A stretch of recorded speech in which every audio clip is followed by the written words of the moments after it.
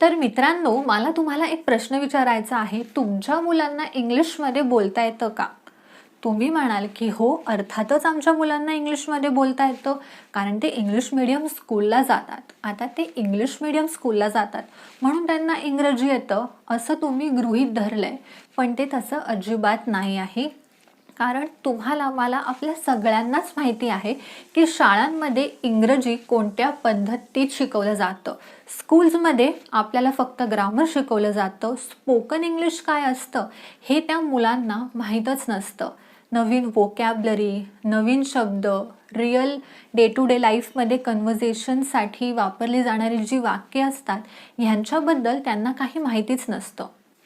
आता तुम्ही म्हणाल की आता आम्ही आमच्या मुलांना इंग्रजी कसं शिकवायचं, त्यासाठीच मी आजचा व्हिडिओ जो आहे तो घेऊन आलेली आहे स्पेशली तुमच्यासाठी. आजच्या व्हिडिओमध्ये 40+ इंग्लिश सेंटेन्सेस असणार आहे आणि या सेंटेन्सेसचा वापर तुम्ही तुमच्या डेली लाईफमध्ये नक्की करा.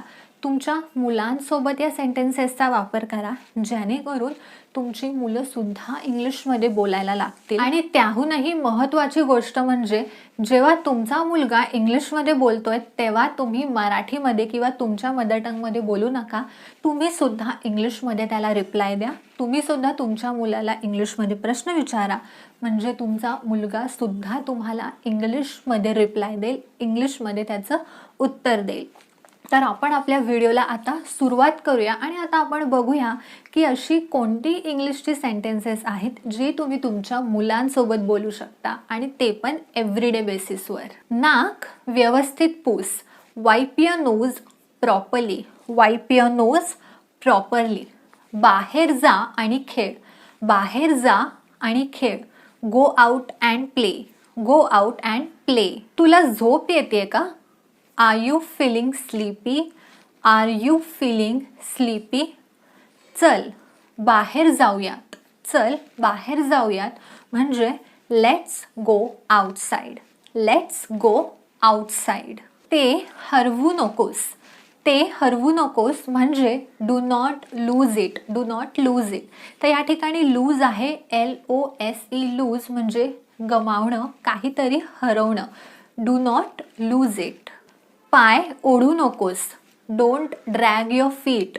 पाय ओढू नकोस. Don't drag your feet.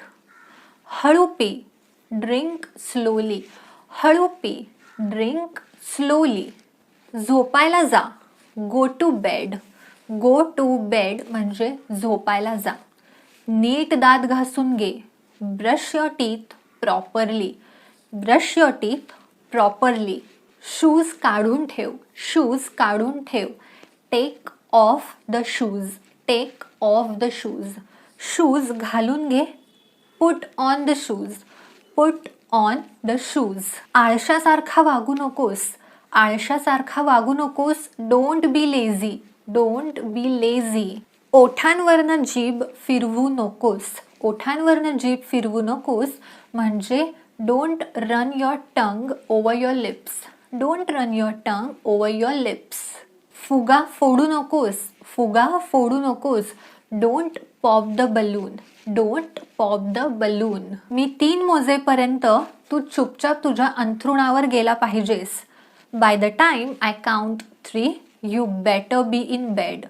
By the time I count 3, you better be in your bed. तू इथेच राहा, मी लगेच परत येईन. You stay here, I will be right back. You stay here, I will be right back. स्वतःला कापून घेशील तू. You will cut yourself. You will cut yourself. तुमचा मुलगा जर चाकूसोबत खेळत असेल तर तुम्ही त्याला म्हणू शकता You will cut yourself. किती उशीर झालाय आणि तरीही तू अजून तुझ्या नाईट सूटमध्ये आहेस. It's so late and you're still in your night suit. It's so late and you're still in your night suit. पटकन तयार हो. Get dressed quickly. Get dressed quickly. Bed आवरून ठेव. बेड म्हणजे बिछाना आवरून ठेव. Make your bed. Make your bed. खोकताना जरा हात ठेव तोंडावर. खोकताना जरा हात ठेव तोंडावर. Cover your mouth with your hand when you cough. Cover your mouth with your hand when you cough. तोंडातून पेन्सिल बाहेर काढ. Take out the pencil from your mouth. Take out the pencil from your mouth. ते जमिनीवरून उचल. Pick it from the ground. Pick it from the ground. Bottle सरळ ठेव. Keep the bottle upright. Keep the bottle upright. नीट चावून खा. जेवण जे आहे ते एकदम व्यवस्थित चावून खा. Chew your food properly. Chew your food properly. तुझा आवडता विषय कोणता आहे? What is your favourite subject? What is your favourite subject? तुला भूक लागली आहे का? Are you hungry? Are you hungry? तुला बरं वाटत नाही आहे का? तुला बरं वाटत नाही आहे का? Are you feeling unwell? Are you feeling unwell? आपण जेव्हा बाजारात जाऊ तेव्हा ते तुझ्यासाठी विकत घेऊ. We will buy that for you when we go to the market. We will buy that for you when we go to the market. तू चांगलं करतोयस. तू चांगलं करतोयस. You are doing well. You are doing well. हे असं पकडायचं नसतं किंवा हे असं पकडू नकोस. You should not hold it like this. You should not hold it like this. पटकन इकडे ये आणि तुझी खोली आवर. पटकन इकडे ये आणि तुझी खोली आवर. Come here quickly and organise your room. Come here quickly and organise your room. केस विंचर. केस विंचर म्हणजे comb your hair. Comb your hair. मी तुझा शर्ट तिथे टांगला आहे. मी तुझा शर्ट तिथे टांगला आहे. I have hung your shirt there. I have hung your shirt there. बाबांना त्रास देणं थांबव. बाबांना त्रास देणं थांबव. Stop irritating your dad. Stop irritating your dad. तू का झोपत नाहीयेस? तू का झोपत नाहीयेस? Why are you not feeling sleepy और why are you not sleeping? Why are you not sleeping? तुला प्यायला काय हवंय? What do you want to drink? What do you want to drink? तुला दूध हवंय का? तुला दूध हवंय का? Do you want to have milk? Do you want to have milk? चला झोपायला जाऊयात कारण तुला उद्या शाळेत जायचंय. Let's go to bed because you have to go to school tomorrow. Let's go to bed because you have to go to school tomorrow. लवकर आवरून घे आणि ती सगळी खेळणी त्या बॉक्समध्ये टाक. Please clean up and put all of your toys in the box. Please clean up and put all of your toys in the box. इकडे ये आणि नाश्ता करून घे. Come here and have breakfast. Come here and have breakfast. छान झोप. छान झोप म्हणजे स्लीप टाईट माय बॉय किंवा स्लीप टाईट माय गर्ल. आणि जर तुम्हाला तुमच्या मुलाला शाबासकी द्यायची आहे तेव्हा तुम्ही म्हणू शकता वेल डन माय गर्ल किंवा वेल डन लॅड. तुमचा मुलगा असो किंवा मुलगी असो तुम्ही हे वाक्य वापरू शकता वेल डन लॅड. तर हे होते आपले इंग्लिश सेंटेन्सेस जे तुम्ही तुमच्या मुलांसोबत डेली लाईफमध्ये बोलू शकता. आणि जर तुम्हाला सुद्धा इंग्रजी शिकायचं आहे तर आपल्या चॅनलवर ऑलरेडी बरेच व्हिडिओज आलेले आहेत. सगळ्या व्हिडिओजची लिंक जी आहे ती डिस्क्रिप्शनमध्ये दिलेली आहे.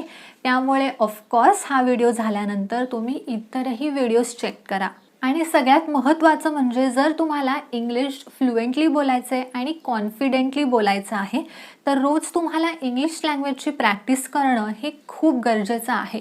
तुम्ही तुमच्या मुलांसोबत इंग्लिश बोलणं खूप महत्त्वाचं आहे.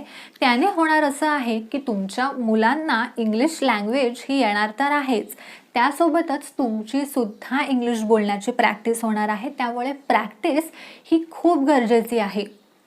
फक्त व्हिडिओज बघून काही होणार नाही आहे. तुम्हाला बोलायचं आहे. रिअल लाईफमध्ये कॉन्व्हर्सेशन करणं आणि ते सुद्धा इंग्लिशमध्ये हे खूप जास्त महत्त्वाचं आहे. त्यामुळे आजपासूनच इंग्लिश बोलायला लागा आणि तुमच्या मुलांसोबत सुद्धा इंग्लिश बोलायला लागा. तुम्ही जर मला अजूनही फॉलो केलं नसेल माझ्या सोशल मीडियावर जसे की इंस्टाग्राम आहे, फेसबुक आहे, लिंक्डइन आहे, तर सगळ्यांचे जे लिंक्स आहेत खाली डिस्क्रिप्शनमध्ये दिलेले आहेत. तिकडे नक्की जाऊन तुम्ही मला फॉलो करा. आणि हा व्हिडिओ आवडल्यास तुम्ही नक्की नक्की या व्हिडिओला लाईक करा, सबस्क्राईब करा या चॅनलला, कारण हा चॅनल जो आहे तो एकदम फ्री ऑफ कॉस्ट आहे. त्यामुळे लाईक करा, सबस्क्राईब करा. आपण भेटूया आपल्या पुढच्या व्हिडिओमध्ये. तोपर्यंत keep practising English. Have a nice day and take care.